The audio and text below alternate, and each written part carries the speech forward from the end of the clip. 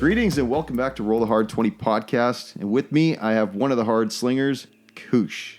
I'm sorry. This has just been a very confusing process. It has been. How many times are we going to restart this? We're not restarting it. We're going to go from right here. So basically, we're just going to get together and we're going to do a little chime in. We're going to see how the season finale worked and the events that led up to it, as well as now we're in season 2 and how that seems to be going, how things are threading together. What was your thought so far on how the season wrapped up with season 1? Dude, I was super stoked with how the season wrapped up. I like the points that we hit, and it was also really exciting to get in there and play with Sam. Like, it was just it really helped to the build up, and then also the big moment that he had. We can talk about spoilers. We can totally talk about it. Okay, we're going to have spoilers, so if you haven't listened to the season 1 finale, go listen to it, and then come back here. But we're going to talk about it in 3, 2, 1, go. No, the moment where it was... I hate to say that he stole the Soul Crucible, because, I mean, we knew it was going to happen. Like, we both wanted the same thing. We both had different people we wanted to deliver it to. And he didn't really run off with it, despite what Vratislav says.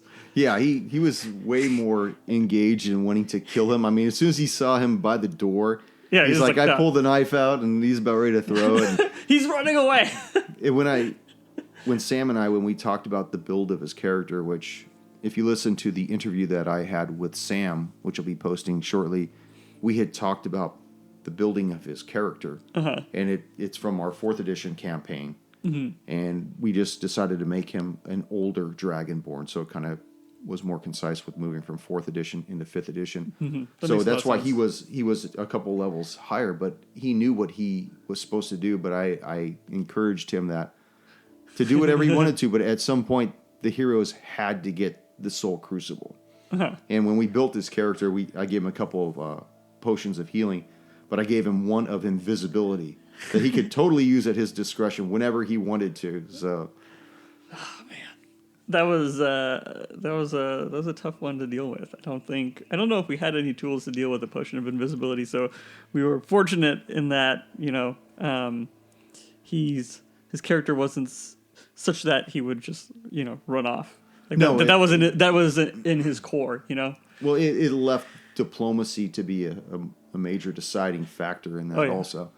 But I had completely forgot about the Vezier card that Junior had. In fact, you brought it up, and I was like, oh my gosh, is he really going to play that card? And it like I was telling Sam, it could not have been done at a better episode. If people would have thought we planned it, it totally was not planned. No.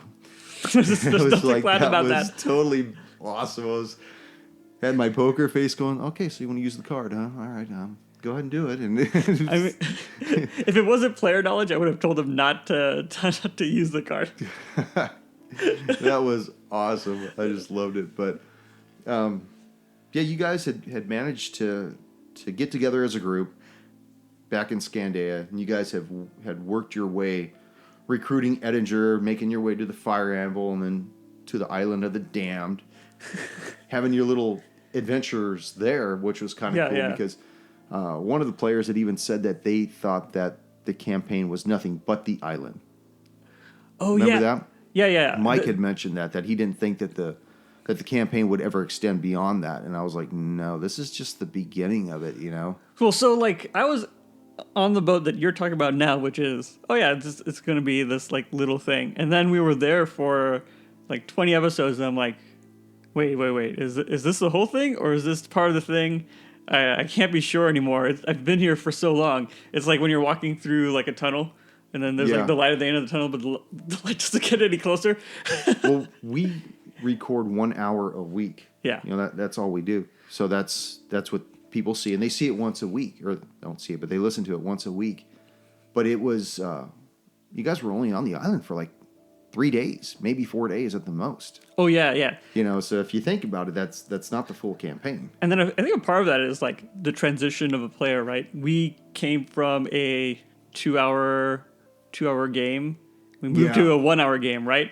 And so that means we're like, this would have been done in 10 weeks or a little bit over 10 weeks. We would have been done with, the island, and it would have been like, oh yeah, it's this little part of the campaign. But now that it's so much longer and it's more of like a longer part of our actual lives. But that's like, if you go back and listen to the episodes now, because we have a backlog of it. Oh yeah. You could easily say, well, they sat down at the table for 4 hours and they recorded 4 1-hour sessions, and these are the results of it. So anybody that wanted to shotgun through the listening process, they would get the benefit of having got to where we are now, which is back in Scandea.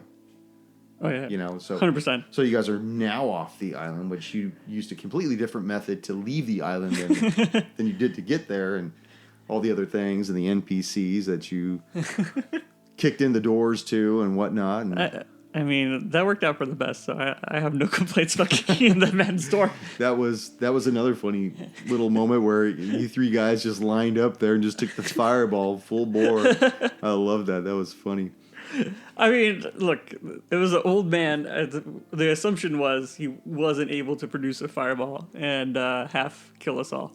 And see, that's character knowledge versus player knowledge, because you've played with Fallon before when he was my...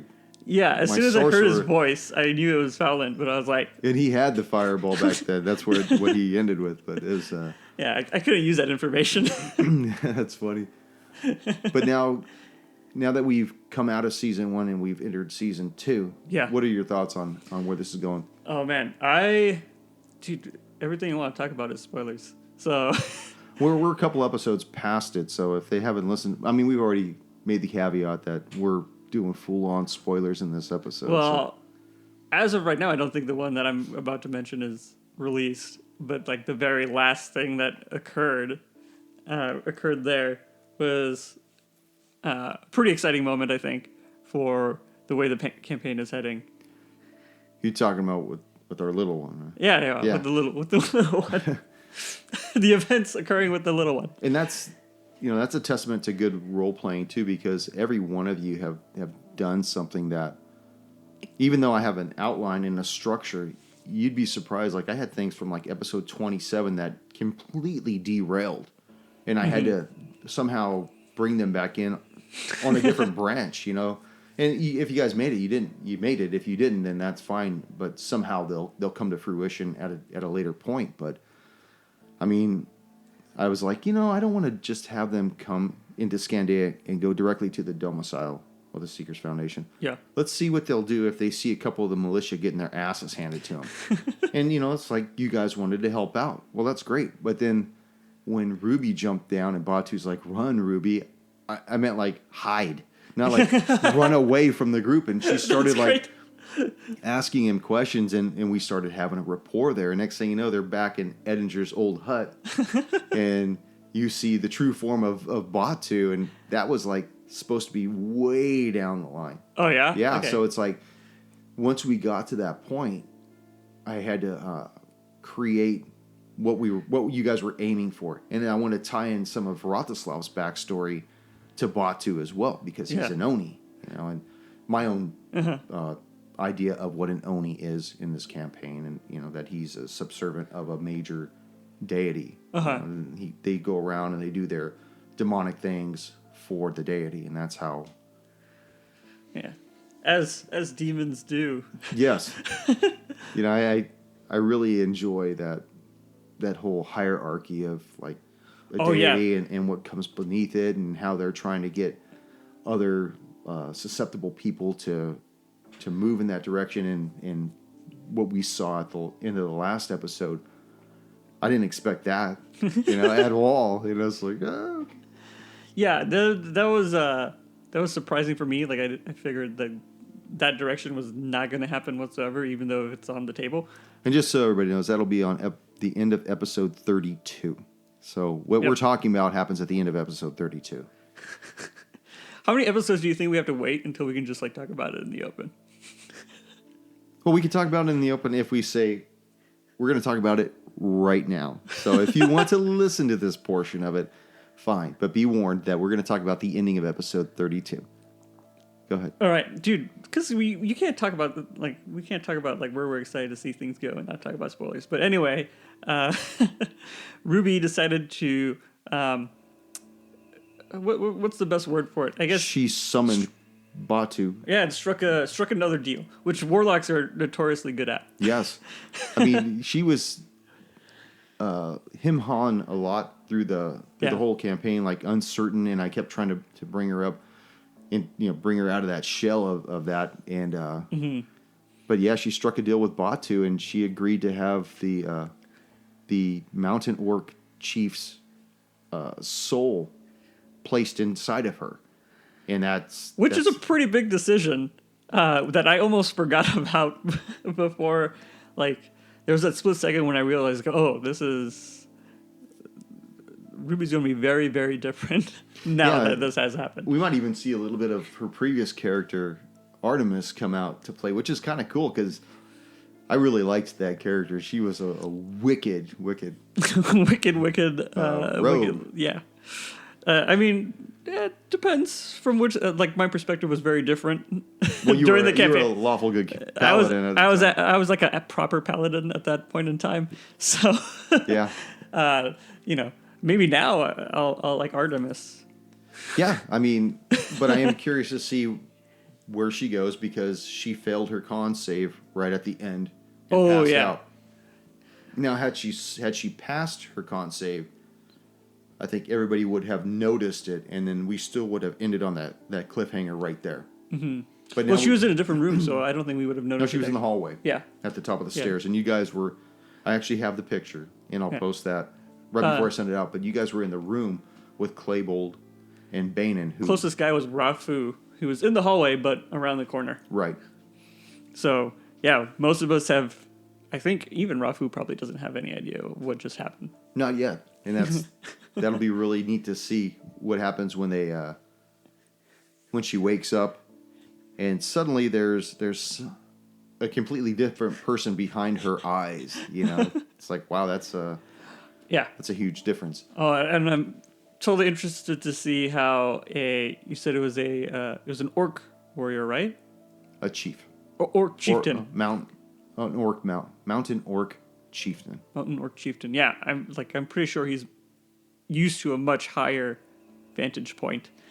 Yeah, and there's a bit of backstory, and I'm not going to get into it now because I want to. I don't want it. Well, I'm going to put it in other episodes and stuff like that, of course. so you get the flavor of why her ancestor made the deal he made. Yeah, and that's that. There's a big story behind that, and I'm sure it's probably not a story that she thought it would go in that way because she has a completely different backstory in the regards that her parents had made a deal with a deity, and she had to own up to that end of the deal. It was almost like she inherited this debt. So I kind of took it and warped it and moved it further generations back. So this didn't start with her parents, but it was along a succession of hereditary influences. I mean, her backstory is limited to what she knows about the world around her, right? So, and she's even very naive. Ruby is. She knows nothing about what's going on. She's really scared and stuff. So this will be really cool to see. This essence of savvy enter her. This just a savage, brutal essence of a soul of a chieftain. Just raw. At times maybe she won't be able to contain it. And the bloodlust could run high and stuff. I'm excited to see what Just does with this. Now, where are you expecting the campaign to go? I mean, as Eldon, we've kind of touched a bit on your backstory and how you came back to life, and they resurrected the wrong Eldon, Gelmain. He's more of like a little acolyte, and we did like a little bumper initially where there was a group of robed figures that were surrounding an altar, and they rose you from the dead and hoped that you would be their chosen one. Yeah. Obviously, they bought the wrong carton of milk Yeah, you were already you were 2%. You weren't the full boat. So. No, definitely the 2% is the best way to describe this. Yeah, there are a ton of things I'm worried about. Like, if more people and also very important people that will spread the word find out about this, like, he can kind of fly under the radar, coasting off the fact that the information spread out is the wrong information. As soon as a lot more people like start figuring out that he's the wrong dude, it's not going to be good for him. Plus, his deity originally was ASL. Oh yeah, that is not helping. And you have not only have you forsaken ASL, but you guys have destroyed his aspect back in his rest. You stole his property, which was the book. You've done a lot of things. I didn't even want to do that. That was character knowledge hamstringing me pretty hard there. But then you jumped to Marcel at some point, and you run into the Halics of Marcel, which are these warrior priests. They're part of the oh my God, I can't even remember. They're part of this religious order, the Order of the Light of Marcel. Yes. And they are out of northern Lexford. Yeah. And, Vendergreen. I do have to go there at some point in time. I have to go to Vendergreen.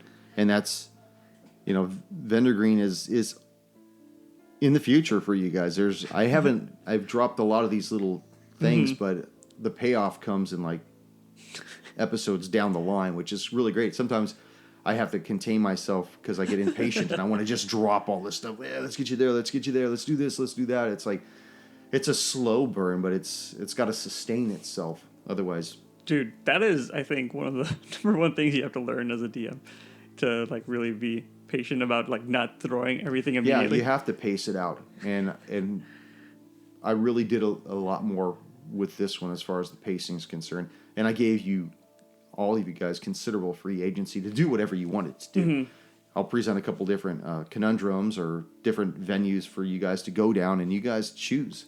And you guys had different ways of getting off the island. You guys chose one way. You had different ways of getting to the Temple of Grumon. You guys didn't even have to go to ASL's Rest. These are all things that you guys had chosen to do. I very much pushed for that. May have been a mistake now. It's possible. I pissed him off a lot. And there was one room I think that you guys didn't really get to, and that was, I think you went and you were speaking into the portal and you were conversing with the god himself. Yeah. And then the portal itself went dark.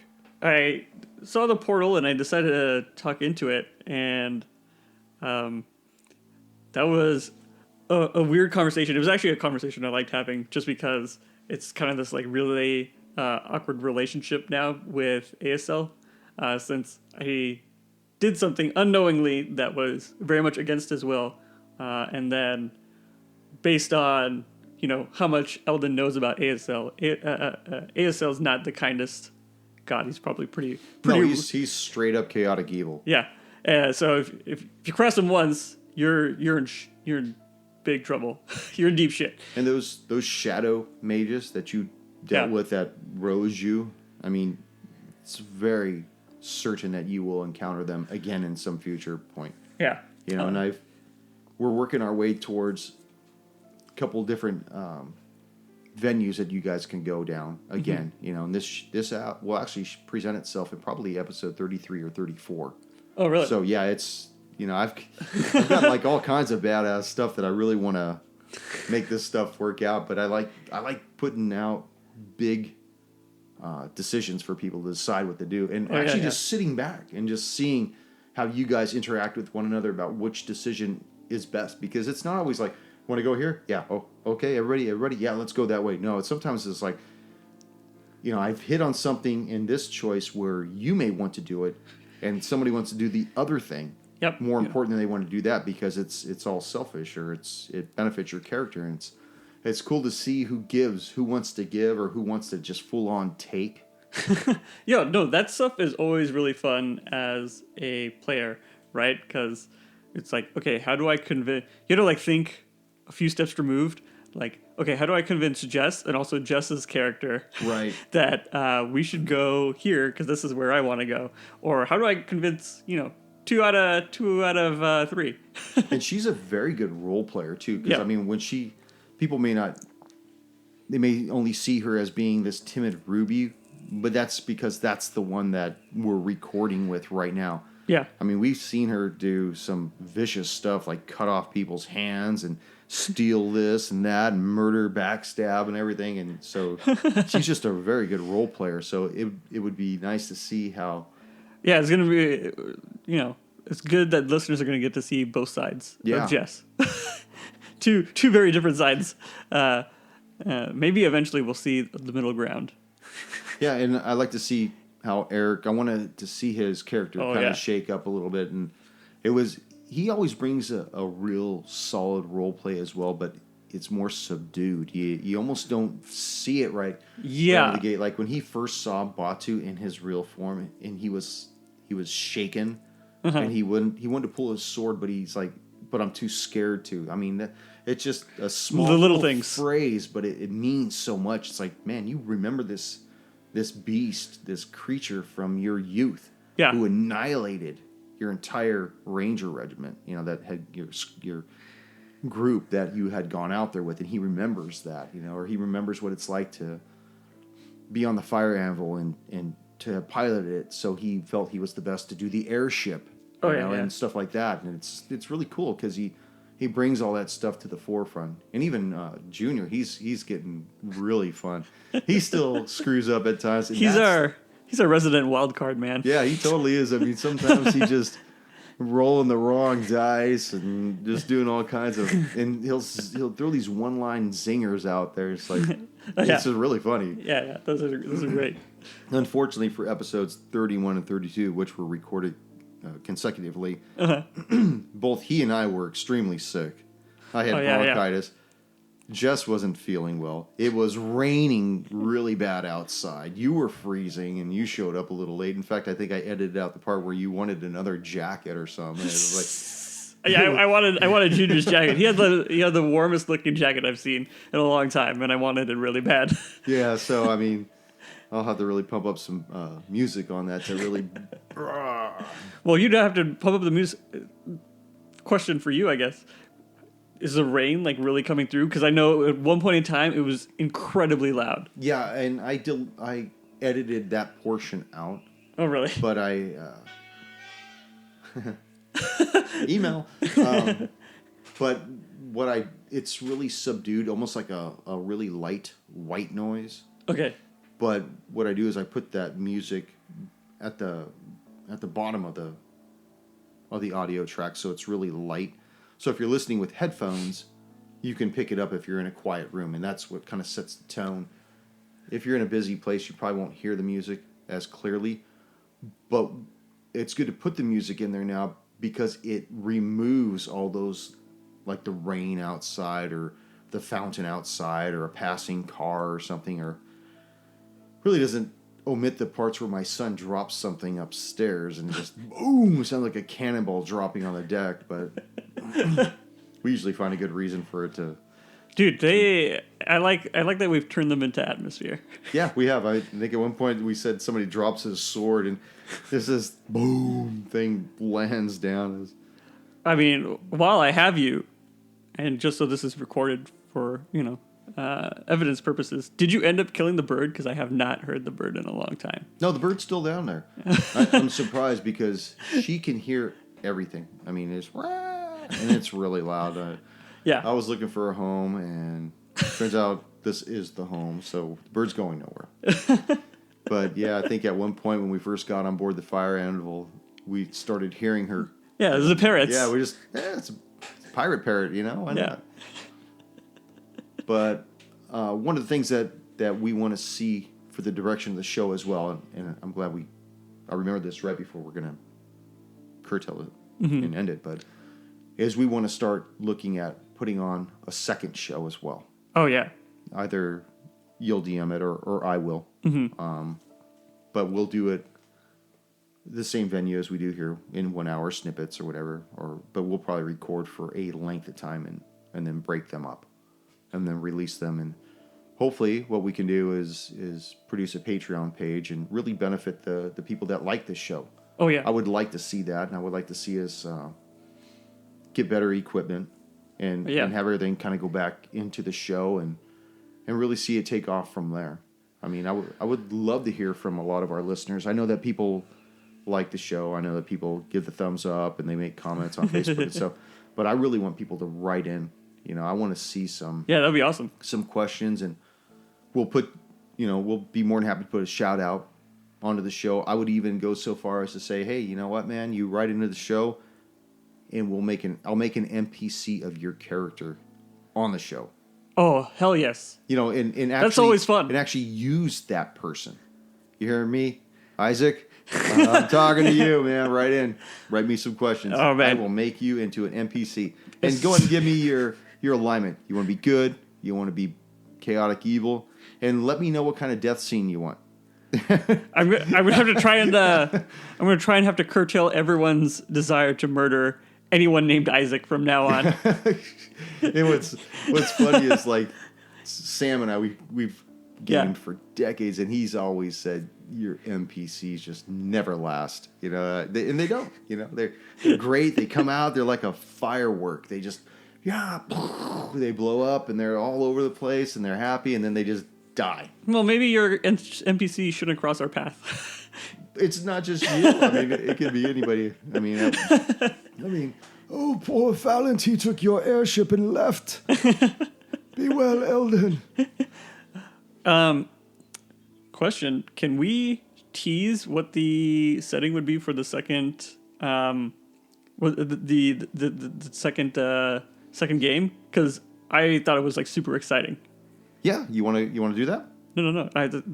The pleasure should be all yours. Oh, well, I'll tell you what. If we get enough listeners and people want to do it, regardless, we're going to do it anyways because I want to have it out there anyways. We are going to do the Carrion Crown, the Pathfinder Adventure Path. Yeah. And I'm really looking forward to that. In fact, I had ordered this one shot called Carrion Hill, and I guess it can be. I guess injected is a wild term to use, but it can be plugged in between the first and second book. So I'm actually looking forward to running that. I mean, it's got a whole Ravenloft feel to it. Vampires, werewolves, just all this creepy stuff takes place in Ustalov. I'm really excited about those. Are some of the best monsters, man. Yeah. And I think the thing that really, really excited me about Carrion Crown is, I think this is public information, is it's kind of all headed around this Lich. And I think those are some of the coolest villains out there. Yeah, the Whispering Tyrant. And he's supposed to be, well, he does. He comes from way back when, and he was imprisoned. And now this cult known as the Whispering Way is trying to find the MacGuffins that create this Carrion Crown and can release this Lich from its imprisonment, you know, and I'm really excited about it, you know, and I want to make sure we put our own spin on it as well, and when we create characters for it, definitely have the flavor of what they would do and why they are there and their investments in the story and really try to round out those characters. Because sometimes with a story that's that rich, it has a tendency to overshadow the PCs. They're just moving from one book to the other rather than actually enriching the characters why they're there also. Not just a backstory, but bring their backstory to life and have portions of people they've known or cross their paths again or something like that, or you know, just have them invested in that. So yeah, I'm beyond stoked to see that one. Yeah, and hopefully we get everybody to do it, because now we're only running 4 people at the table, 4 players at the table. Yep. That frees up pretty much the entire week, other than when you're in school or whatever. But I mean, we could sit down and take a day and shotgun through a lot. Which means that we could backlog a bunch of Riders on the Storm and then release those every so often, but pick one of the other free days now just to blast up some of this thing. And just see how it goes. I think it would be really badass to do that. So totally agree. Good name drop, though. I like that. Well, you have anything else to add, Kush? No, man. I think I'm good. Okay. And with that, we're going to say thanks for your time, and we look forward to hearing from you. Remember, write into the show. We can be found at rollthehard20podcast.com. Write in at rollthehard20podcast@gmail.com. You can find us on iTunes, Google Play, Spotify. Catch us on our social footprint at our Facebook page. And Twitter. On Facebook and Twitter and Instagram. And just drop us a line. We'd love to hear from you. Okay? And keep rolling those hard 20s. Greetings and welcome back to Roll the Hard 20 podcast. With me, I have Kush. one of the hard singers.